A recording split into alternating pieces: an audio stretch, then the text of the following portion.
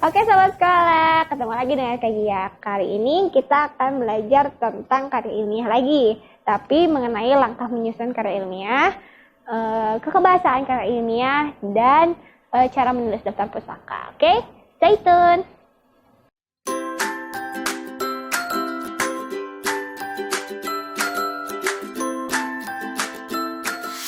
Nah, kali ini kita akan belajar mengenai langkah menyusun karya ilmiah, kebahasaan karya ilmiah, serta cara menulis daftar pustaka. Kita langsung ke langkah menyusun karya ilmiah dulu ya. Ada 4 nih langkah menyusun karya ilmiah agar menjadi lebih mudah dan menjadi susunannya jadi sistematis sesuai dengan ciri karya ilmiah. Yang pertama adalah menentukan topik. Nah, kalau kalian bikin karya ilmiah tapi nggak tahu topiknya apa, ya bukan bikin karya ilmiah ya. Jadi kalian harus menentukan topiknya terlebih dahulu untuk menyusun apa saja yang akan dicari. Misalnya topiknya kalian akan tentang sosial, tentang politik, terus tentang pengetahuan, atau tentang kondisi suatu subjek gitu. Untuk menentukan topik. Yang kedua ada membuat kerangka tulisan. Setelah kalian menentukan topik, kalian membuat kerangka tulisan agar topik yang kalian ambil itu tidak melebar kemana-mana. Jadi misalnya tentang sosial, tapi tidak semua tentang sosial dibahas. Jadi misalnya fenomena sosial apa? Misalnya fenomena sosial Momo Challenge gitu. Nah, kalian hanya membahas mengenai Momo Challenge, mulai dari fenomena sosial, fenomena dunia maya, lalu masuk ke dunia fenomena Momo Challenge-nya gitu. Jadi adalah untuk mempermudah kalian mencari bahan kalau dengan membuat kerangka tulisan. Lalu setelah membuat kerangka tulisan, lalu mengumpulkan bahan sesuai dengan kerangka tulisan yang telah kalian buat. Nah, mengumpulkan bahan ini bisa melalui internet, buku, jurnal, atau hal-hal artefak lainnya yang berhubungan dengan topik yang kalian ambil. Lalu setelah mengumpulkan bahan, membuat kerangka tulisan, dan sudah tahu topiknya apa, lalu dikembangkan menjadi karya ilmiah yang disesuaikan dengan kaidah keilmuan yang sudah tersebar sekarang gitu. Maksudnya sistematisnya seperti apa, awalnya harus bagaimana, tengahnya bagaimana, pembahasannya harus gimana, dan kesimpulannya harus seperti apa. Begitu sobat sekolah. Nah, tadi kan kita sudah membahas tentang langkah menyusun karya ilmiah. Lalu kita menyusun, lalu masuk ke kebahasaan karya ilmiah. Karena karya ilmiah bentuknya ilmiah dan sudah pasti baku, jadi kaidah kebahasaannya pun tidak banyak, yaitu hanya ada 3, kata impersonal, kalimat pasif, dan kalimat denotasi. Nah, kata impersonal ini adalah kata yang tidak menunjukkan bahwa kita memberikan ilmu itu atau memberikan hasil penelitian dan pengkajian itu secara personal atau secara bisa dikatakan egois gitu. Jadi pakai kata saya, pakai kata aku, pakai kata mereka, pakai kata-kata kami. Nah, itu tidak diizinkan di dalam karya ilmiah karena bentuk karya ilmiah itu cirinya adalah objektif, sehingga tidak ada membawa diri sendiri. Jadi seperti tidak boleh egois lah, tidak boleh mau menang sendiri. Hingga dalam karya ilmiah biasanya menggunakan kata impersonal, yaitu contohnya seperti penulis, peneliti, pengkaji, seperti itu. Nah, yang kedua ada kalimat pasif. Contohnya ada digunakan. Nah, kalimat pasif itu bercirinya adalah kata di. Ada kata imbuhan di, bukan di tempat ya, tapi telah dilakukan gitu.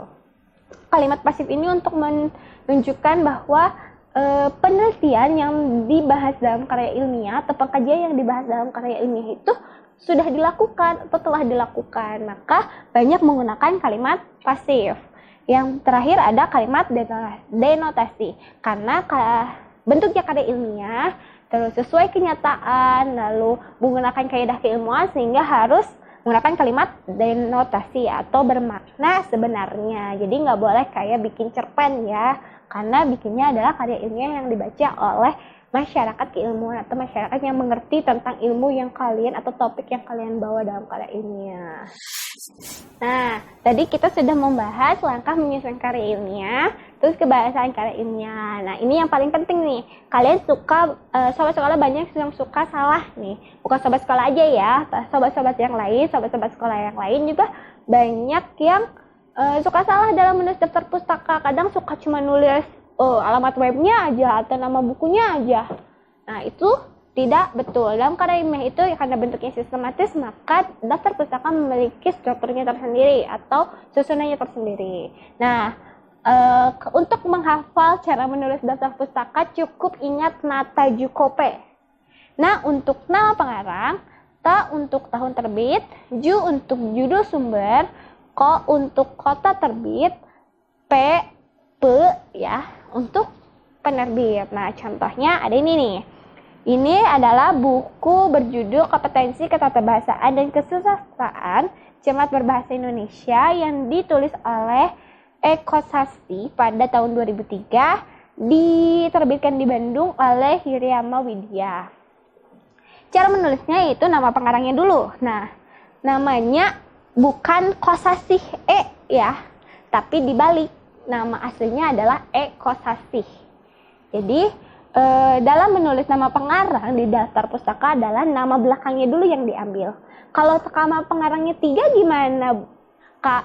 Kalau nama pengarangnya 3, misalnya Baharudin Yusuf Habibi. Nah, yang ditulis duluan adalah Habibi. Habibi Baharudin Yusuf. Nah, gitu. Itu yang diambil yang paling terakhir. Ingat, yang diambil adalah yang paling terakhir. Untuk setelahnya diberi tanda, setelah nama terakhir diberi tanda koma, lalu ditulis nama depannya, mulai dari nama paling depan. Jadi kalau misalnya Baharudin Yusuf Habibi, berarti Habibi Baharudin Yusuf atau BJ gitu. Bisa disingkat ya, bagaimana pengarang itu menuliskan namanya harus disesuaikan dengan buku yang ditulisnya. Kalau panjang ya dipanjangin. Selanjutnya setelah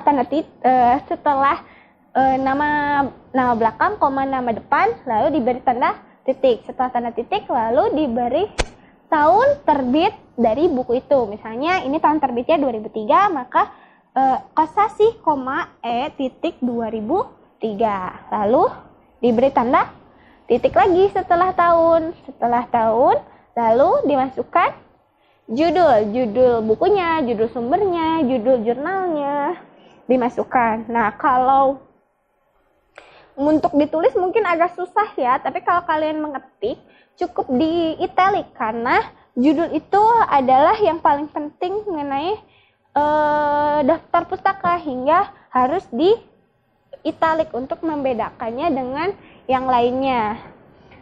Ini sudah ditulis lalu diberi tanda titik. Selanjutnya setelah judul adalah kota terbit. Kota terbit ini banyak ya, misalnya ini contohnya Bandung, berarti kota terbitnya di Bandung. Setelah kota terbit diberi titik 2. Sudah diberi titik 2 baru memasukkan nama penerbitnya atau perusahaan penerbit dari buku sumber yang kalian gunakan.